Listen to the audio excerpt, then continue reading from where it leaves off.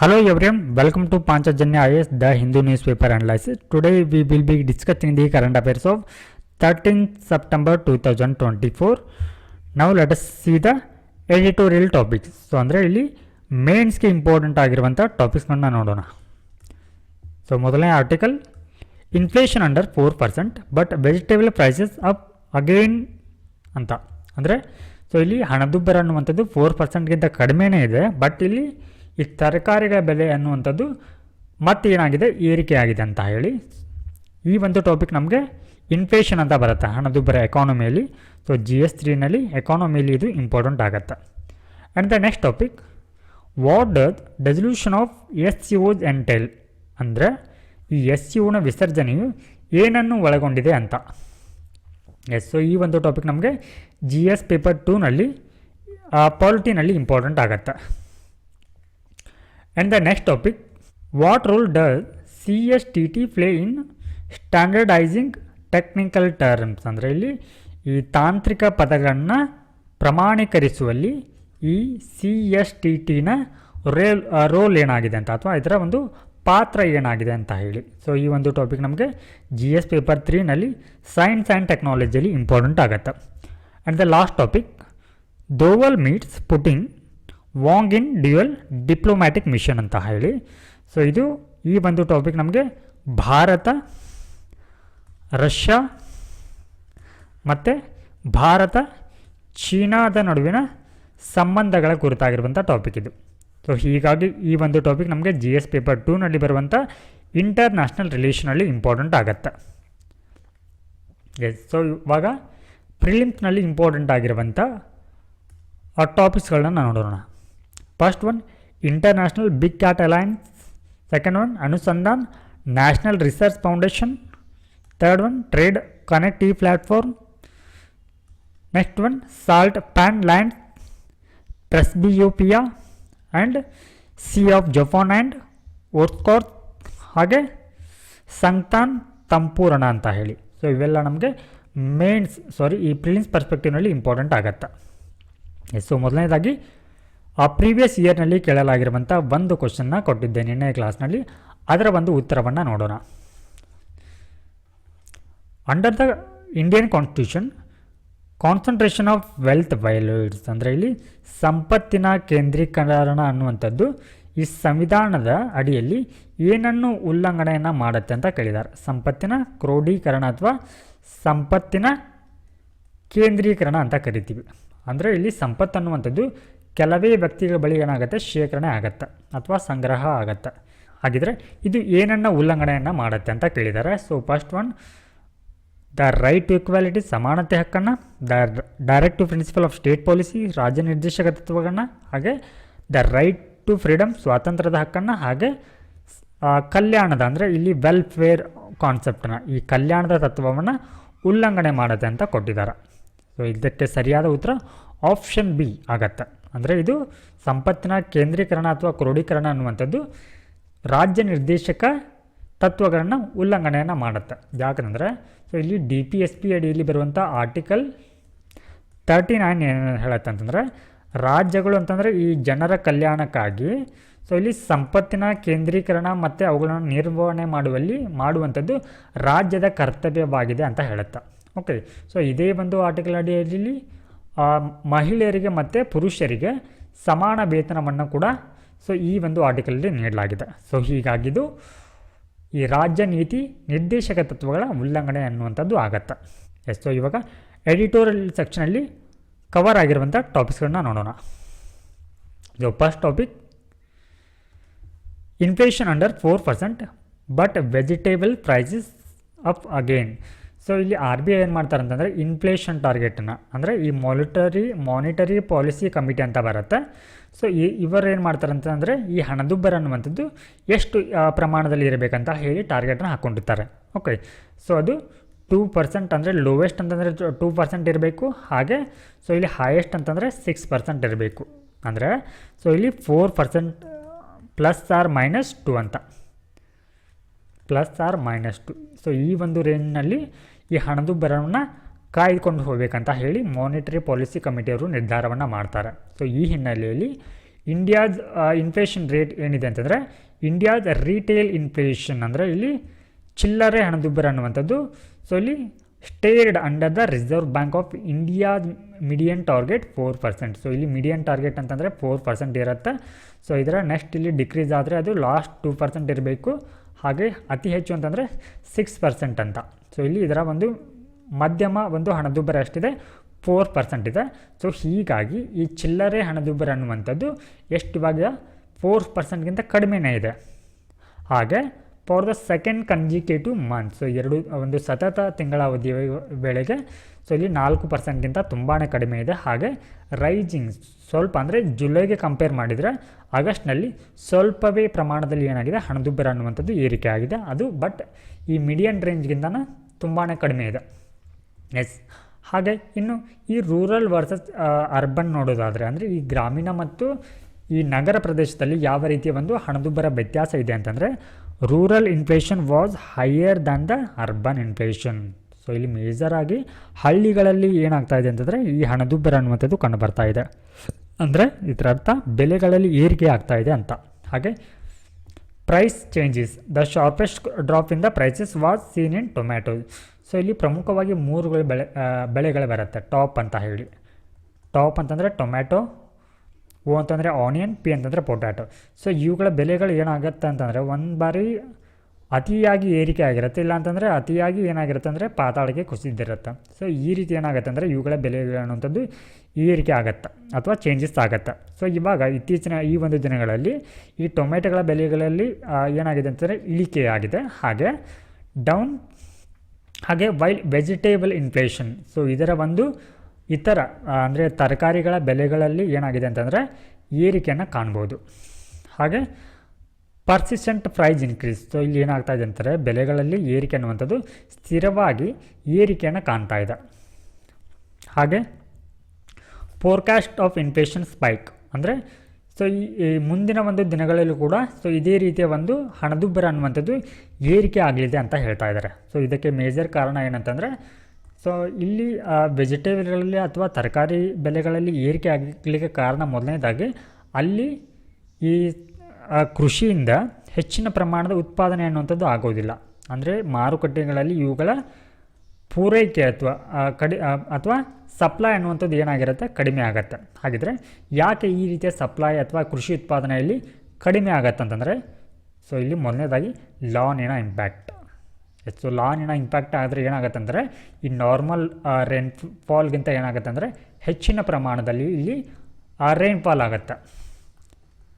ಅತಿ ಹೆಚ್ಚಿನ ಒಂದು ರೈನ್ಫಾಲ್ ಆಗೋದ್ರಿಂದ ಏನಾಗುತ್ತೆ ಅಂದರೆ ಬೆಳೆ ನಾಶಗಳಾಗತ್ತೆ. ಸೊ ಹೀಗಾಗಿ ಹಣದುಬ್ಬರ ಅಥವಾ ಈ ವೆಜಿಟೇಬಲ್ ಅಥವಾ ತರಕಾರಿಗಳ ಮೇಲಿನ ಹಣದುಬ್ಬರ ಅನ್ನುವಂಥದ್ದು ಹೆಚ್ಚಿಗೆ ಆಗತ್ತೆ. ನಾವು let us see the next topic. What does dissolution of SCOs entail ಅಂತ ಅಂದರೆ ಸೊ ಈ SCOನ ಎಂಟೈಲ್ ಅಂದರೆ ಇದರ ಒಂದು ವಿಸರ್ಜನೆ ಅನ್ನುವಂಥದ್ದು ಏನನ್ನು ಒಳಗೊಂಡಿದೆ ಅಂತ ಹೇಳಿ. Dissolution of SCOs, so here SCO ಅಂತಂದರೆ ಸ್ಟ್ಯಾಂಡಿಂಗ್ ಕಮಿಟಿ ಆನ್ ಸ್ಟ್ಯಾಟಿಕ್ಸ್ ಅಂತ ಹೇಳಿ. ಸೊ ಇದನ್ನು ಏನು ಮಾಡಿದ್ದಾರೆ ಅಂತಂದರೆ ಇತ್ತೀಚೆಗೆ the union ministry of statics and programme implementation, so ಅಂದರೆ ಇದನ್ನು ಡಿಸಾಲ್ವ್ ಮಾಡಿದ್ದಾರೆ ಈ SCO ಅನ್ನುವಂಥದ್ದನ್ನು. ಸೊ ಇದು ಒಂದು 14 ಮೆಂಬರ್ಗಳ ಒಂದು ಕಮಿಟಿ ಆಗಿತ್ತು. ಸೊ ಇದರ ಬದಲಾಗಿ ಇವಾಗ ಮತ್ತೊಂದು ಕಮಿಟಿಯನ್ನು ಫಾರ್ಮ್ ಮಾಡಿದ್ದಾರೆ, steering committee for national sample survey ಅಂತ ಹೇಳಿ. ಅಂದರೆ ಇದರ ಒಂದು ಜವಾಬ್ದಾರಿಯನ್ನು ಇವಾಗ ಈ steering committee for national sample ಸರ್ವೆಗೆ ವಹಿಸಿದ್ದಾರೆ. ಹಾಗಿದ್ರೆ ಈ ಹಿಂದೆ ಈ SCOSನ ರೆಸ್ಪಾನ್ಸಿಬಿಲಿಟಿ ಅಥವಾ ಇದರ ಒಂದು ಹೊಣೆಗಾರಿಕೆ ಏನಾಗಿತ್ತು ಅಂತಂದರೆ was responsible for the advising the government on survey methodologies, ಅಂದರೆ ಈ ಸಮೀಕ್ಷೆಯನ್ನು ಕುರಿತಾಗಿರುವ ಒಂದು ವಿಧಾನಗಳ ಕುರಿತು ಏನು ಮಾಡ್ತಾಯಿತ್ತು, ಸರ್ಕಾರಕ್ಕೆ ಸಲಹೆಯನ್ನು ನೀಡ್ತಾ ಇತ್ತು. ಹಾಗೆ sampling design, data gaps and providing technical guidance for conducting surveys. So ಇಲ್ಲಿ ಸಮೀಕ್ಷೆಯನ್ನು ಕುರಿತು ನಡೆಸಲಿಕ್ಕೆ ಸೊ ಇದೇನು ಮಾಡ್ತಾಯಿತ್ತು ಅಂತಂದರೆ ಅವುಗಳಿಗೆ ಡೇಟಾವನ್ನು ಒದಗಿಸ್ಕೊಡ್ತಾ ಇತ್ತು. ಹಾಗೆ it played a crucial role in prevailing surveys framework and addressing methodological issues. So ಹಾಗೆ ಸೊ ಇಂಪಾರ್ಟೆಂಟ್ ಏನಂತಂದರೆ ಇಲ್ಲಿ ನೀತಿ ಚೌಕಟ್ಟುಗಳನ್ನು ಅಂದರೆ ಈ ಒಂದು ಸಮೀಕ್ಷೆಯನ್ನು ನಡೆಸುವಂಥ ಸಂದರ್ಭದಲ್ಲಿ ಆ ಒಂದು ವಿಧಾನಗಳಲ್ಲಿ ಏನಾದರೂ ದೋಷಗಳಿದ್ದರೆ ಅವುಗಳನ್ನು ಪರಿಹರಿಸುವಂಥ ಕೆಲಸವನ್ನು ಸೊ ಈ ಒಂದು ಸ್ಟ್ಯಾಂಡಿಂಗ್ ಕಮಿಟಿ ಆನ್ ಸ್ಟ್ಯಾಟಿಕ್ಸ್ ಅನ್ನುವಂಥದ್ದು ಮಾಡ್ತಾಯಿತ್ತು. ಹಾಗೆ ಇವಾಗ ರೂಪುಗೊಂಡಿರುವಂಥ ನ್ಯೂ ಸ್ಟೇರಿಂಗ್ ಕಮಿಟಿಯ ಒಂದು ಸ್ಟ್ರಕ್ಚರನ್ನು ನೋಡೋದಾದರೆ, ಸೊ ಈ ಹಿಂದೆ ಈ ಒಂದು ಸ್ಟ್ಯಾಂಡಿಂಗ್ ಕಮಿಟಿ ಆನ್ ಸ್ಟ್ಯಾಟಿಕ್ಸ್ನ ಒಂದು ಮೆಂಬರ್ಸ್ ಎಷ್ಟಿದ್ರು 14 ಜನರಿದ್ದರು. ಬಟ್ ಇವಾಗ 17 ಮೆಂಬರ್ ಇರುವಂಥ ಒಂದು ಕಮಿಟಿ ಆಗಿದೆ ಇದು. ಹಾಗೆ ಇದರ ಒಂದು retains 4 experts from the SEO. So ಈ ಒಂದು ಕಮಿಟಿಯಲ್ಲಿ ಏನು ಈ ಹಿಂದೆ ಈ ಸ್ಟ್ಯಾಂಡಿಂಗ್ ಕಮಿಟಿ ಆನ್ SEOನ ಸದಸ್ಯರಿದ್ರಲ್ವ, ಆ ಒಂದು ಸದಸ್ಯರಲ್ಲಿ 4 ಜನರನ್ನು ಈ ಒಂದು ಹೊಸದಾಗಿ ಫಾರ್ಮ್ ಆಗಿರುವಂಥ ಕಮಿಟಿಯಲ್ಲಿ ಅವರನ್ನು ಉಳಿಸ್ಕೊಳ್ಳಲಾಗತ್ತೆ. ಹಾಗೆ ಇವರ ಒಂದು ಅಧಿಕಾರ ಅವಧಿ ಎಷ್ಟಿರುತ್ತೆ ಅಂದರೆ 2 ವರ್ಷಗಳ ಅವಧಿಯವರೆಗೆ ಇರುತ್ತೆ. ಸೊ ಇದರ ಒಂದು ಕರ್ತವ್ಯ ಕೂಡ ಸೊ ಈ ಒಂದು ಸ್ಟ್ಯಾಂಡಿಂಗ್ ಕಮಿಟಿ ಆನ್ ಸ್ಟ್ಯಾಟಿಕ್ಸ್ನಂತೆ ಇರುತ್ತೆ. ಹಾಗೆ pressure for new census. So ಇಲ್ಲಿ 2021ರಲ್ಲಿ ನಡೆಯಬೇಕಾಗಿರುವಂಥ ಏನಾಗುತ್ತೆ, ಈ ಜನಗಣತಿ ಅನ್ನುವಂಥದ್ದು ಡಿಲೇ ಆಗ್ತಾ ಇರೋದ್ರಿಂದ ಸೊ ಇದಕ್ಕೆ ಈಗ ಒತ್ತಡ ಅನ್ನುವಂಥದ್ದು ಉಂಟಾಗ್ತಾ ಇದೆ. ಸೆನ್ಸಸ್ನ ಕಂಡಕ್ಟ್ ಮಾಡಬೇಕನ್ನುವಂಥದ್ದು. ಯಾಕಂದರೆ ಸೊ ಈ ಸೆನ್ಸಸ್ನ ಡೇಟಾವನ್ನು ಆಧರಿಸಿ ಆ ಒಂದು ಡೇಟಾವನ್ನು ಹಲವಾರು ಒಂದು ಸರ್ಕಾರದ ಯೋಜನೆಗಳಿಗೆ ಬಳಸಿಕೊಳ್ಳಲಾಗತ್ತೆ. ಸೊ ಅದರಲ್ಲಿ ಬಹುಮುಖ್ಯವಾದಂಥ ಒಂದು ಸ್ಕೀಮ್ ಅಂತಂದರೆ ಈ ರಾಷ್ಟ್ರೀಯ ಒಂದು ಆಹಾರ ಭದ್ರತಾ ಕಾಯ್ದೆ ಅಂತ ಬರುತ್ತೆ, ನ್ಯಾಷನಲ್ ಫುಡ್ ಸೆಕ್ಯೂರಿಟಿ ಆ್ಯಕ್ಟ್ ಅಂತ ಹೇಳಿ. ಸೊ ಈ ಒಂದು ಯೋಜನೆಗೆ ಇಲ್ಲಿ ಸ್ಟ್ಯಾಟಿಕ್ಸ್ ಅಥವಾ ಡೇಟಾ ಅನ್ನುವಂಥದ್ದು ಪ್ರಮುಖವಾಗಿರುತ್ತೆ. ಸೊ ಹೀಗಾಗಿ ಸೆನ್ಸೆಕ್ಸನ್ನು ಅಥವಾ ಈ ಜನಗಣತಿಯನ್ನು ಕಂಡಕ್ಟ್ ಮಾಡಬೇಕಂತ ಹೇಳಿ ಒತ್ತಡ ಅನ್ನುವಂಥದ್ದು ಉಂಟಾಗ್ತಾ ಇದೆ. Next topic, what role does CSTT play in standardising technical terms. So ಇಲ್ಲಿ ಟೆಕ್ನಿಕಲ್ ಟರ್ಮ್ಸ್ ಅಂತ ಬರುತ್ತೆ. ಸೊ ಅವುಗಳನ್ನ ಪ್ರಮಾಣೀಕರಿಸುವಂಥ ಇದರಲ್ಲಿ ಸೊ ಈ CSTTನ ರೋಲ್ ಏನಂತ ಕೇಳಿದ್ದಾರೆ. ಏನಿರುತ್ತೆ ಇದರ ರೋಲ್ ಅಂತಂದರೆ, first one technical education in Indian languages. So ಇಲ್ಲಿ ತಾಂತ್ರಿಕ ಪದಗಳನ್ನು ಸೊ ಇಲ್ಲಿ ಭಾರತೀಯ ಒಂದು ಭಾಷೆಗಳಲ್ಲಿ ಏನು ಮಾಡುವಂಥದ್ದು, ಅವುಗಳನ್ನು ತರುವಂಥದ್ದು. ಹಾಗೆ in alignment with the national education policy 2020, the government has initiated technical education including engineering and medicine in Indian languages. So ಇಲ್ಲಿ ಈ ರಾಷ್ಟ್ರೀಯ ಶಿಕ್ಷಣ ನೀತಿ ಏನು ಹೇಳುತ್ತಂತಂದರೆ, ಈ ತಾಂತ್ರಿಕ ಶಿಕ್ಷಣಗಳನ್ನು ಕೂಡ ನಾವು ಆಯಾ ಅಂದರೆ ಭಾರತೀಯ ಭಾಷೆಗಳಲ್ಲಿ ನೀಡಬೇಕಂತ ಹೇಳುತ್ತೆ.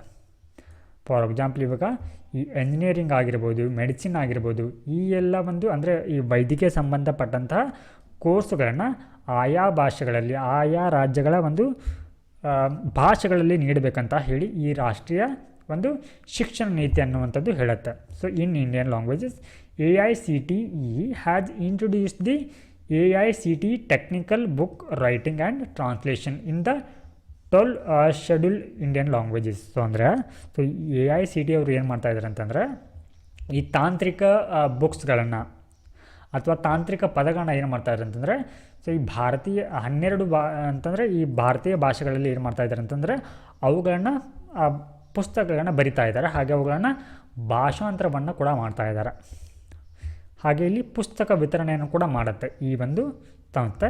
The government is collaborating with the technical education department to distribute the books in the Indian languages. So ಅಂದರೆ ಈ ತಾಂತ್ರಿಕ ಒಂದು ಕೋರ್ಸ್ಗಳ ಒಂದು ಬುಕ್ಗಳನ್ನ ಏನು ಮಾಡುತ್ತೆ, ಸೊ ಇಲ್ಲಿ ಒಂದು ಭಾರತೀಯ ಭಾಷೆಗಳಲ್ಲಿ ಅವುಗಳನ್ನು ಭಾಷಾಂತರ ಮಾಡಿ ಅಥವಾ ಅವುಗಳನ್ನು ಪ್ರಕಟಿಸಿ ಅವುಗಳನ್ನು ಏನು ಮಾಡಲಾಗುತ್ತೆ, ಇಲ್ಲಿ ಈ ಶೈಕ್ಷಣಿಕ ಸಂಸ್ಥೆಗಳ ಲೈಬ್ರರಿಗಳಿಗೆ ಅವುಗಳನ್ನು ವಿತರಣೆಯನ್ನು ಮಾಡಲಾಗತ್ತೆ. ಹಾಗೆ ಇಲ್ಲಿ ಈ CSTTನ ರೋಲ್ ಏನಂತಂದರೆ, ಇಲ್ಲಿ CSTT ಅಂತಂದರೆ the commission for scientific and technical terminology ಅಂತ ಹೇಳಿ. ಸೊ ಇದೇನು ಮಾಡುತ್ತಂದರೆ standardise scientific and technical terminology in Indian languages.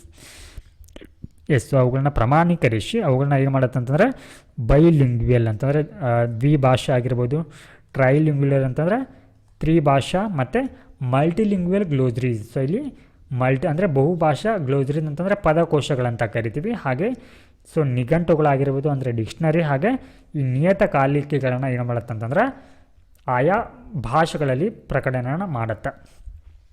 It also organise workshop and seminars to popularise the Indian languages in technical fields. So ಅಂದರೆ ಇಲ್ಲಿ ತಾಂತ್ರಿಕ ಒಂದು ಕ್ಷೇತ್ರಗಳಲ್ಲಿ ಭಾರತೀಯ ಭಾಷೆಗಳನ್ನ ಏನು ಮಾಡುತ್ತಂದರೆ, ಸೊ ಈ ವರ್ಕ್ಶಾಪ್ ಆಗಿರ್ಬೋದು ಅಥವಾ ಈ ಸೆಮಿನಾರ್ಗಳ ಮೂಲಕ ಏನು ಮಾಡುತ್ತಂತಂದರೆ ಸೊ ಇಲ್ಲಿ ಭಾರತೀಯ ಭಾಷೆಗಳನ್ನು ಸೊ ಇಲ್ಲಿ ಅವುಗಳನ್ನ ಜನಪ್ರಿಯಗೊಳಿಸುವಂಥ ಕೆಲಸವನ್ನು ಇದು ಮಾಡುತ್ತೆ. ಹಾಗೆ ಇದರೊಟ್ಟಿಗೆ ಇಲ್ಲಿ ಶಬ್ದ ಅನ್ನುವಂಥ ಒಂದು ವೆಬ್ಸೈಟನ್ನು ಕೂಡ ಸೊ ಇಲ್ಲಿ ಇದನ್ನು ತಯಾರು ಮಾಡಿದ್ದಾರೆ. ಸೊ ಇದರ ಅಡಿಯಲ್ಲಿ ಏನು ಮಾಡಲಾಗತ್ತೆ, ಹಲವಾರು ತಾಂತ್ರಿಕ ಪದಗಳಿಗೆ ಇಲ್ಲಿ ಅಂದರೆ ಆಯಾ ಭಾಷೆಗಳಿಗೆ ಅಂದರೆ ಸೊ ಸ್ಥಳೀಯ ಭಾಷೆಗಳಲ್ಲಿ ಅವುಗಳಿಗೆ ಅರ್ಥವನ್ನು ಕಂಡುಕೊಳ್ಳುವಂಥ ಪ್ರಯತ್ನವನ್ನು ಮಾಡಲಾಗತ್ತೆ.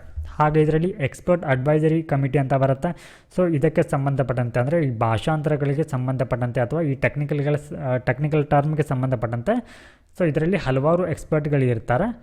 ಹಾಗೆ wide range of subjects. So ಈ ಒಂದು ಪ್ರೊಸೆಸ್ನಲ್ಲಿ ಹಲವಾರು ಸಬ್ಜೆಕ್ಟ್ಗಳಿಗೆ ಸಂಬಂಧಪಟ್ಟಂಥ ತಾಂತ್ರಿಕ ಪದಗಳನ್ನು ಇಲ್ಲಿ ಏನು ಮಾಡಲಾಗತ್ತೆ, ಭಾಷಾಂತರವನ್ನು ಮಾಡಲಾಗತ್ತೆ. Including humanities, social science, engineering, medical science, agriculture, emerging fields like artificial and machine ಲರ್ನಿಂಗ್ಗೆ ಸಂಬಂಧಪಟ್ಟಂಥ ಟೆಕ್ನಿಕಲ್ ಟರ್ಮ್ಸನ್ನು ಏನು ಮಾಡಲಾಗತ್ತೆ, ಇಲ್ಲಿ ಭಾಷಾಂತರವನ್ನು ಮಾಡಲಾಗತ್ತೆ. Next topic, Doval meets Putin, Wang in dual diplomatic mission. So ಈ ಒಂದು ಇದರಲ್ಲಿ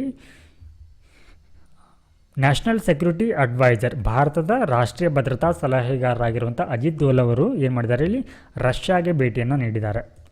ಅದರ ಜೊತೆಗೆ ಸೊ ಇಲ್ಲಿ ವಾಂಗ್ ಅಂತಂದರೆ ಸೊ ಇವರು ಈ ಚೀನಾದ ರಾಯಭಾರಿಯನ್ನು ಕೂಡ ಏನು ಮಾಡಿದ್ದಾರೆ ಅಂತಾರೆ, ಭೇಟಿಯನ್ನು ಮಾಡಿದ್ದಾರೆ. ಸೊ ಈ ಹಿನ್ನೆಲೆಯಲ್ಲಿ ಹಲವಾರು ರೀತಿಯ ಒಂದು ಮಹತ್ವದ ಬೆಳವಣಿಗೆಗಳಾಗಿವೆ. ಏನಂತಂದರೆ ಉನ್ನತ ಮಟ್ಟದ ಒಂದು ರಾಜತಾಂತ್ರಿಕ ಒಂದು ಮೀಟಿಂಗ್ ಕೂಡ ಆಗತ್ತೆ ಇವರ ಮಧ್ಯೆ. ಸೊ ಈ ಒಂದು ಸಂದರ್ಭದಲ್ಲಿ ರಷ್ಯಾ ಮತ್ತು ಉಕ್ರೇನ್ ನಡುವಿನ ಸಂಘರ್ಷದ ಕುರಿತು, ಹಾಗೆ ಈ ಚೀನಾ ಮತ್ತು ಭಾರತದ ನಡುವಿನ ಸೊ ಈ ಒಂದು ಲಡಾಖ್ನ LAC ಬಳಿಯಲ್ಲಿ ಸೊ ಇಲ್ಲೇನು ಮಾಡಲಾಗುತ್ತೆ, ಸೇನೆಯನ್ನು ವಾಪಸ್ ಕರೆಸಿಕೊಳ್ಳಲಾಗಿರುತ್ತೆ. ಸೊ ಇದರ ಕುರಿತು ಏನು ಮಾಡಲಾಗಿದೆ, ಸೊ ಈ ಒಂದು ಭೇಟಿಯಲ್ಲಿ ಮಾತುಕತೆಗಳನ್ನು ಕೂಡ ಮಾಡಲಾಗಿದೆ. ಹಾಗೆ ರಷ್ಯಾಸ್ ಉಕ್ರೇನ್ ಕಾನ್ಫ್ಲಿಕ್ಟ್. ಸೊ ಈ ಒಂದು ಭೇಟಿ ಅಂದರೆ ಈ ಅಜಿತ್ ದೋವಲ್ ಅವರ ಭೇಟಿ ಅನ್ನುವಂಥದ್ದು ಸೊ ಈ ರಷ್ಯಾ ಉಕ್ರೇನ್ ಭೇಟಿಯನ್ನು ಅಥವಾ ಇವರ ನಡುವೆ ಶಾಂತಿ ಒಂದು ಪ್ರಕ್ರಿಯೆಯಲ್ಲಿ ಯಾವ ರೀತಿ ಭಾರತ ಪಾತ್ರ ವಹಿಸುತ್ತೆ ಅನ್ನುವಂಥದ್ದನ್ನು ಇದು ಸೂಚಿಸುತ್ತೆ. ಹಾಗೆ ಮುಂಬರುವ ದಿನಗಳಲ್ಲಿ ಈ ಒಂದು ಇದೇ ಅಕ್ಟೋಬರ್ ತಿಂಗಳಿನಲ್ಲಿ ಕಜಾನ್ ಅನ್ನುವಂಥ ಪ್ರದೇಶದಲ್ಲಿ ಈ ಬ್ರಿಕ್ಸ್ ಸಮಿಟ್ ಅನ್ನುವಂಥದ್ದು ನಡೆಯಲಿದೆ. ಸೊ ಈ ಒಂದು ಮೀಟಿಂಗ್ನಲ್ಲಿ ರಷ್ಯಾದ ಅಧ್ಯಕ್ಷರು ಕೂಡ ಭಾಗವಹಿಸಲಿದ್ದಾರೆ, ಹಾಗೆ ಭಾರತದ ಪ್ರಧಾನಮಂತ್ರಿಯವರು ಕೂಡ ಭಾಗವಹಿಸಲಿದ್ದಾರೆ ಅಂತ ಹೇಳಿ ಸೊ ಈ ಒಂದು ಭೇಟಿಯ ಸಂದರ್ಭದಲ್ಲಿ ಅಜಿತ್ ದೋವಲ್ ಅವರು ಹೇಳಿದ್ದಾರೆ. ನೆಕ್ಸ್ಟ್ ಇವಾಗ ಪ್ರಿಲಿಮ್ಸ್ಗೆ ಇಂಪಾರ್ಟೆಂಟ್ ಆಗಿರುವಂಥ ಟಾಪಿಕ್ಸ್ಗಳನ್ನ ನೋಡೋಣ. So first one, international big cat alliance ಅಂತ ಹೇಳಿ. ಎಸ್, ಸೊ ಈ ಒಂದು ಟಾಪಿಕ್ ಯಾಕೆ ಸುದ್ದಿಯಲ್ಲಿದೆ ಅಂತಂದರೆ, it was launched by the PM of India in Mysuru. So ಮೈಸೂರಿನಲ್ಲಿ ಏನು ಮಾಡ್ತಾರೆ ಅಂತಂದರೆ ಭಾರತ ಪ್ರಧಾನಮಂತ್ರಿಯವರು ಇದನ್ನು ಲಾಂಚ್ ಮಾಡಿರ್ತಾರೆ, ಅಂದರೆ ಇದನ್ನು ಅನಾವರಣಗೊಳಿಸಿರ್ತಾರೆ. ಸೊ ಯಾವಾಗ ಅಂತಂದರೆ 2023 ಅವಧಿಯಲ್ಲಿ. ಸೊ ಈ ಒಂದು ಅವಧಿಯಲ್ಲಿ ಏನಾಗುತ್ತೆ ಅಂತಂದರೆ ಸೊ ಇಲ್ಲಿ ಪ್ರಾಜೆಕ್ಟ್ ಟೈಗರ್ ಅನ್ನುವಂಥದ್ದನ್ನು ಲಾಂಚ್ ಮಾಡಿ 50 ವರ್ಷಗಳಾಗಿರುತ್ತೆ. ಸೊ ಇದರ ಒಂದು ಸವಿ ನೆನಪಿಗಾಗಿ, ಇದರ ಒಂದು ಸ್ಮರಣಾರ್ಥವಾಗಿ ಭಾರತದಲ್ಲಿ ಏನು ಮಾಡಲಾಗುತ್ತೆ, ಸೊ ಈ ಒಂದು ಇನಿಷಿಯೇಟಿವನ್ನು 2023ರಲ್ಲಿ ಇದನ್ನು ಲಾಂಚ್ ಮಾಡಲಾಗತ್ತೆ. ಎಸ್, ಸೊ ಈ ಒಂದು ಇಂಟರ್ನ್ಯಾಷನಲ್ ಬಿಗ್ ಕ್ಯಾಟ್ ಅಲೈನ್ಸ್ನ ಹೆಡ್ ಕ್ವಾರ್ಟರ್ ಎಲ್ಲಿದೆ ಅಂತಂದರೆ ಇಂಡಿಯಾದಲ್ಲಿದೆ. ಸೊ ಇದರ ಉದ್ದೇಶ ಏನಂತಂದರೆ to strengthen global cooperation and efforts for the conservation of 7 big cat species. So ಅಂದರೆ ಇಲ್ಲಿ ಈ ಬೆಕ್ಕಿನ ಜಾತಿಯ ಒಂದು ಸ್ಪೀಸೀಸ್ಗಳು ಬರುತ್ತೆ ಅಥವಾ ಜೀವಿಗಳು ಬರುತ್ತೆ ಅಥವಾ ಪ್ರಭೇದಗಳು ಬರುತ್ತೆ. ಅವು ಯಾವೆಲ್ಲ ಪ್ರಭೇದಗಳು ಅಂತಂದರೆ ಇಲ್ಲಿ tiger, lion, leopard, snow leopard, cheetah, Jaguar ಹಾಗೆ ಪೂಮಾ ಅಂತ ಹೇಳಿ, ಅಂದರೆ ಈ ಬೆಕ್ಕಿನ ಜಾತಿಗೆ ಸೇರಿದ ಈ 7 ಜಾತಿಯ ಒಂದು ಪ್ರಭೇದಗಳನ್ನು ಸಂರಕ್ಷಿಸುವಂಥ ಉದ್ದೇಶವನ್ನು ಅಥವಾ ಅವುಗಳ ಒಂದು ಆವಾಸ ಸ್ಥಾನವನ್ನು ಸಂರಕ್ಷಣೆಯನ್ನು ಮಾಡುವಂಥ ಉದ್ದೇಶವನ್ನು ಸೊ ಈ ಒಂದು ಇಂಟರ್ನ್ಯಾಷನಲ್ ಬಿಗ್ ಕ್ಯಾಟ್ ಅಲೈನ್ಸ್ ಅನ್ನುವಂಥದ್ದು ಹೊಂದಿದೆ. ಎಸ್, ಈ ಒಂದು 7 ಒಂದು ಬೆಕ್ಕಿನ ಜಾತಿಯ ಪ್ರಭೇದಗಳಲ್ಲಿ ಭಾರತದಲ್ಲಿ 5 ಮಾತ್ರ ಈ ಬೆಕ್ಕಿನ ಜಾತಿಗಳು ಕಂಡುಬರುತ್ತೆ. ಹಾಗಿದ್ರೆ ಯಾವೆಲ್ಲ ಒಂದು ಪ್ರಭೇದಗಳಂತಂದರೆ tiger, lion, leopard, snow leopard ಮತ್ತು ಚೀತಾ ಮಾತ್ರ ಕಂಡುಬರುತ್ತೆ. ಸೊ ಇದನ್ನು ನಮಗೆ ಪ್ರಿಲಿಮ್ಸ್ನಲ್ಲಿ ಕೂಡ ಕೇಳಿರ್ತಾರೆ. ಸೊ ಎಲ್ಲ ಒಂದು ಜಾತಿಯ ಬೆಕ್ಕಿನ ಪ್ರಭೇದಗಳು ಅಥವಾ ಈ ಒಂದು ಬಿಗ್ ಕ್ಯಾಟ್ಗಳು ಭಾರತದಲ್ಲಿ ಕಂಡುಬರುತ್ತೆ ಅಂತ ಹೇಳಿ ಎಲ್ಲವೂ ಕಂಡುಬರೋದಿಲ್ಲ. ಕೇವಲ ಅದರಲ್ಲಿ 7ರಲ್ಲಿ 5 ಮಾತ್ರ ಭಾರತದಲ್ಲಿ ಕಂಡುಬರುತ್ತೆ.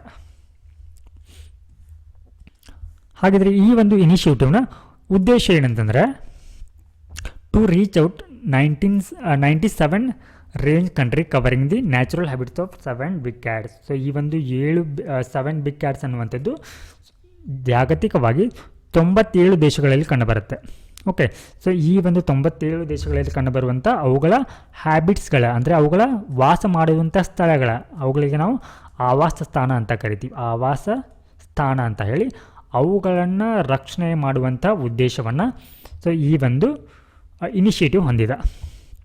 ಹಾಗೆ ಇದರ ಅಡಿಯಲ್ಲಿ ಏನು ಮಾಡಲಾಗತ್ತೆ ಅಂದರೆ mobilise financial and technical resource to support the entire ecosystem associated with the conservation of these species and their habitat. So ಇವುಗಳ ಒಂದು ರಕ್ಷಣೆಗೆ ಸಂಬಂಧಪಟ್ಟಂತೆ ಸೊ ಇಲ್ಲಿ ಏನು ಮಾಡಲಾಗುತ್ತೆ, ಹಣಕಾಸನ್ನು ಅಥವಾ ಅವುಗಳಿಗೆ ಸಂಬಂಧಪಟ್ಟಂತೆ ತಾಂತ್ರಿಕ ನೆರವನ್ನು ನೀಡಲಾಗತ್ತೆ.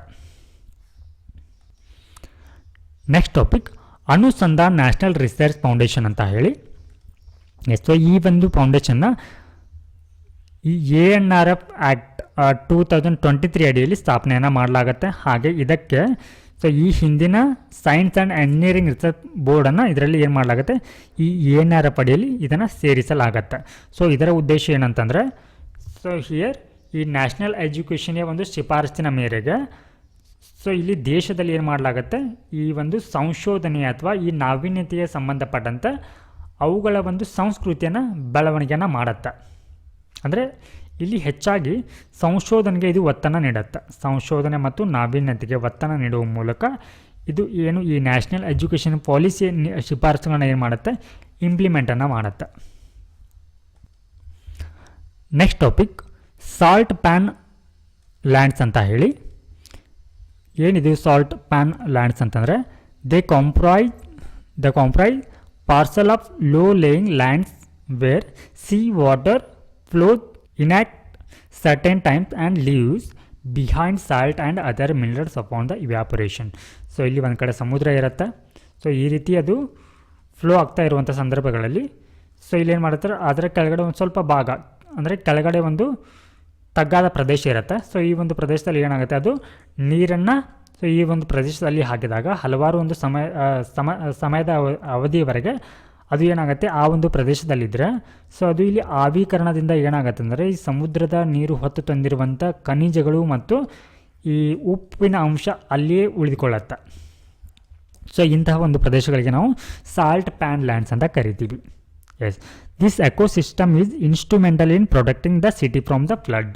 ಎಸ್, ಸೊ ಇದು ಆ ಒಂದು ಸುತ್ತಮುತ್ತಲಿನ ಅಂದರೆ ಈ ಸಮುದ್ರಕ್ಕೆ ಹೊಂದಿಕೊಂಡಂಥ ನಗರಗಳ ಅಥವಾ ಪ್ರದೇಶಗಳನ್ನ ಇಲ್ಲಿ ಪ್ರವಾಹದಿಂದ ಏನು ಮಾಡುತ್ತೆ ಅಂತಂದರೆ ರಕ್ಷಣೆಯನ್ನು ಮಾಡುತ್ತೆ. ಹಾಗಿದ್ರೆ ಈ ಸಾಲ್ಟ್ ಪ್ಯಾನ್ ಲ್ಯಾಂಡ್ಸ್ ಅನ್ನುವಂಥದ್ದು ಯಾವೆಲ್ಲ ಒಂದು ರಾಜ್ಯಗಳಲ್ಲಿ ಕಂಡುಬರುತ್ತೆ ಅಂದರೆ these are spread across Maharashtra, Andhra Pradesh, Tamil Nadu, Odisha, Gujarat ಮತ್ತು ಕರ್ನಾಟಕದ ಪ್ರದೇಶಗಳಲ್ಲಿ ಇದು ಕಂಡುಬರುತ್ತೆ.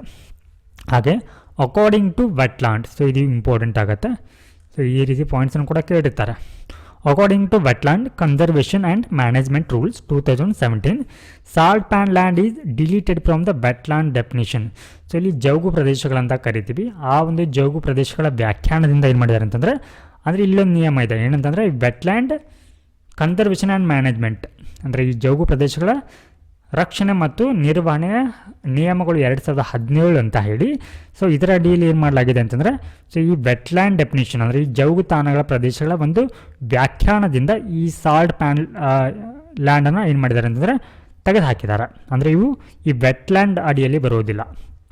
ಹಾಗೆ ಇವುಗಳನ್ನು ಯಾವ ಒಂದು ನಿಯಮಗಳ ಅಡಿಯಲ್ಲಿ ಸಂರಕ್ಷಣೆಯನ್ನು ಮಾಡಲಾಗತ್ತೆ ಅಂತಂದರೆ they are protected under coastal regulation zone rules, ಕರಾವಳಿ ನಿಯಂತ್ರಣ ವಲಯ ನಿಯಮಗಳ ಅಡಿಯಲ್ಲಿ ಸೊ ಈ ಒಂದು ಸಾಲ್ಟ್ ಪ್ಯಾನ್ ಲ್ಯಾಂಡ್ಸ್ಗಳನ್ನು ರಕ್ಷಣೆಯನ್ನು ಮಾಡಲಾಗತ್ತೆ. ನೆಕ್ಸ್ಟ್ ಪ್ರೆಸ್ಬಿಯೋಪಿಯಾ ಅಂತ ಹೇಳಿ ಇದು ಒಂದು ರೀತಿ ಕಾಯಿಲೆ. ಇದು ಹಾಗಿದ್ರೆ ಯಾರಲ್ಲಿ ಇದು ಕಂಡು ಬರುತ್ತೆ ಅಂದರೆ it is an age related farsightedness condition in which the eyes gradually lose the ability to focus on the nearby objects. So ಅಂದರೆ ಇಲ್ಲಿ ಸಮೀಪದ ವಸ್ತುಗಳಿಗೆ ಏನಾಗುತ್ತೆ ಅಂದರೆ ಆ ವಸ್ತುಗಳು ಕಾಣದೆ ಹೋಗದೇ ಇರುವಂಥ ಸ್ಥಿತಿ ಇದು.